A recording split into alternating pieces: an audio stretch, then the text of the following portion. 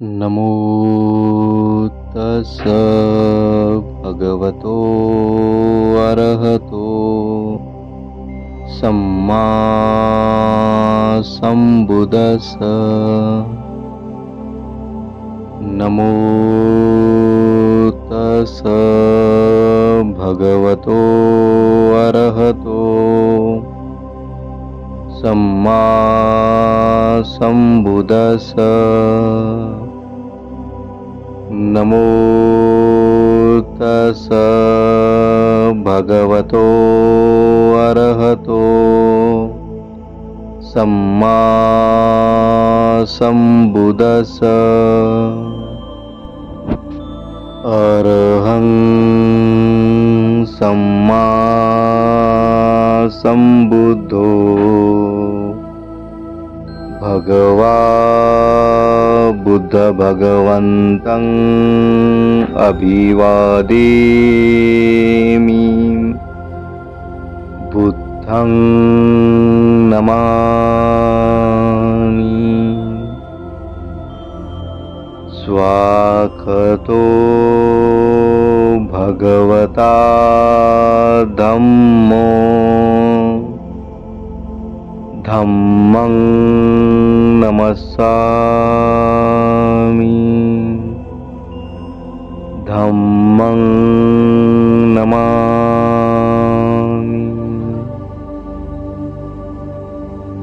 सुपटिपन्नो भगवतो सावकसङ्घो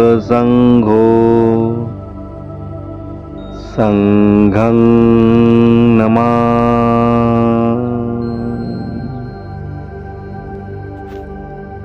विश्वरत्न बोधिसत्व परमपूज्य डॉक्टर बाबासाहेब आंबेडकर लिखित ग्रंथराज बुद्ध आणि त्यांचा धम्म, प्रथम खंड, भाग 1, 11।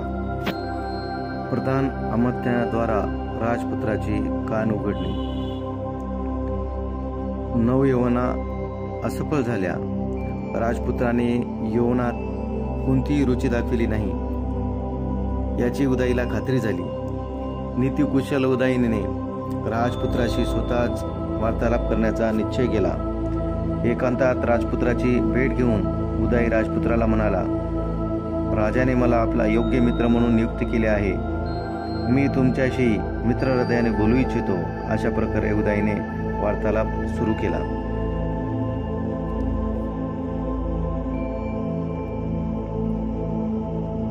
अहितकारी कर्त्यापासून परावर्त करणे, हितकारी कर्त्यासाठी प्रवर्त करणे आणि संकटकाळी साथ न सोडणे ही खऱ्या मित्राची लक्षणे होत। जर मी आपला खरा मित्र असल्याचे अभिवचन दिल्यावरही आपण पुरुषार्थापासून विमुक्त होत असताना आपणास त्यापासून परावर्त केले नाही, तर मी माझ्या मैत्री धर्मापासून च्युत झालो आहे असा त्यांचा अर्थ होईल। छल कपटाने स्त्रीला वश करणे योग्य आहे। या योगे संकोच दूर होतो व स्वतः आनंद उपभोगता येतो।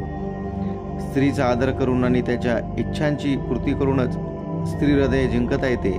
सद्गुण प्रेमास कारण आहे या शंका नाही। स्त्री आदराची चाहती आहे। हे विशालाक्ष, आपण सुंदर आहात, शालीन आहात, अनिच्छेने का होईना आपण त्यांच्या प्रती शालीनतेचा व्यवहार करून त्यांना प्रसन्न करण्याचा प्रयास करणार नाही का? दाक्षिण्य स्त्रीचा गुण आहे। दाक्षिण्य स्त्रीचा अलंकार आहे। स्त्री दाक्षिण्याची चाहती आहे। दाक्षिण्याशिवाय सौंदर्य म्हणजे जणू पुष्पहीन वाटिकाच। परंतु फक्त दाक्षिण्याचा उपभोग काय? दाक्षिण्याचा हृदयीच्या भावनाची मेळ झाला पाहिजे। ज्याची प्राप्ती कठीण आहे असे भौतिक सुख जेव्हा आपणास सहज प्राप्त आहे तेव्हा तुम्ही या आवेर करणार नाही हे निश्चित। हाच पुरुषार्थ आहे हे मानून प्राचीन काळी इंद्राने गौतम ऋषीची पत्नी अहिल्याईला वश केले। अशाच प्रकारे अगस्त्य ऋषीने सोमभार्या रोहिणीला वश केले। श्रुतीनुसार लोमापुत्रे सोबतही हेच घडले। अशा प्रकारे औतथ्य भार्या मरुत्कन्या ममता हिचेशी ही महर्षी ऋषी बृहस्पतीने सहवास केला आणि भारद्वाजाचा जन्म झाला। आर्थे अर्पण करीत असताना बृहस्पतीच्या भार्येला चंद्राने ग्रहण केले आणि दिव्य बुध प्रसवला. कामज्वराने पीडित होऊन ऋषी वसिष्ठाने तिरस्कृत अशा कनिष्ठ जातीतील अक्षमाला नावाच्या स्त्रीचे सहवास केला आणि कपिलाद नावाचा पुत्र जन्माला आला.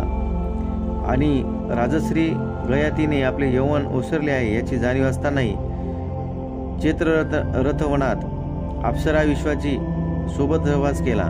आणि कौरव राजा पंडू त्याला भार्येशी संगमत केल्याने आपला मृत्यू अटळ आहे याची माहिती असतानाही तो आपली भार्या माद्री हिच्या रूपगुणावर मुग्ध झाला आणि त्यांच्याशी रम्मान झाला. अशा प्रकारे या महान पुरुषांनी आपल्या कामभोगाची पूर्ती निंदनीय मार्गाने सुद्धा केली. प्रशासनीय मार्गाने अशा इच्छाची पूर्ती होणार असेल तर त्यात दोष कोणता? आणि तरीही तुमच्यासारखा स्वस्थ सौंदर्यवान शक्तिसंपन्न पुरुष ज्यांच्या सर्व सुखभोगावर अधिकार आहे, ज्यावर सर्व जग आसक्त आहे, अशा पुरुष कामभोगाची अपेक्षा करतो याचे आश्चर्य वाटते.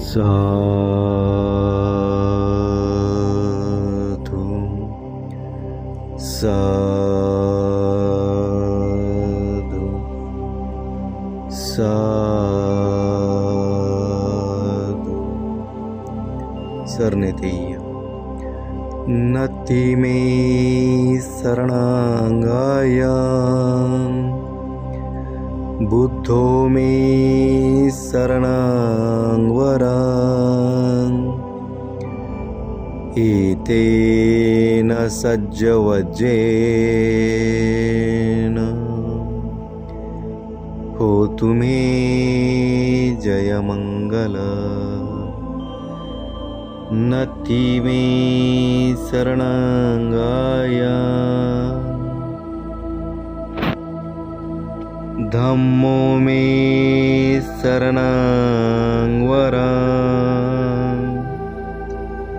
एतेन सज्जवज्जेन होतु मे जयमंगल. नति मे शरणांगाय संघो मे शरणांगवरा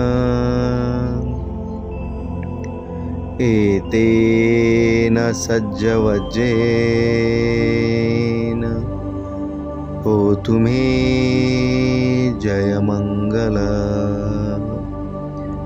साधु साधु साधु.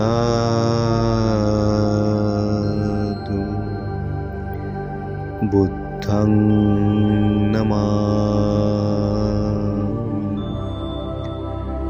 धम्मं नमामि